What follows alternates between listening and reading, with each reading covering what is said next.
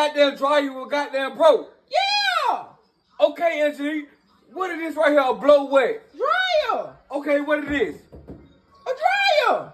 Okay then, so you don't think they got that blow dryer will dry these goddamn clothes? No. You so fucking cheap. Why the fuck you just won't get the shit fixed? Angelique, it will dry the clothes, Angelique. It might not take 45 minutes. It might take 2 hours, but the clothes gonna get goddamn dry. Well, you stay here. You sit here for fucking 2 hours then. You so fucking cheap. Do you want your goddamn clothes dry or what?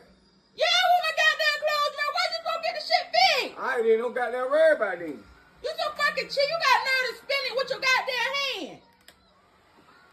Damn. I ain't got time for this shit. I ain't got time for this shit.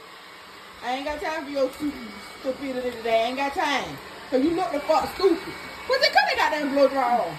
Cut the goddamn blow dry off with your They ain't stupid getting but ass. an hour and 30 goddamn minutes. Do you need your goddamn clothes dry?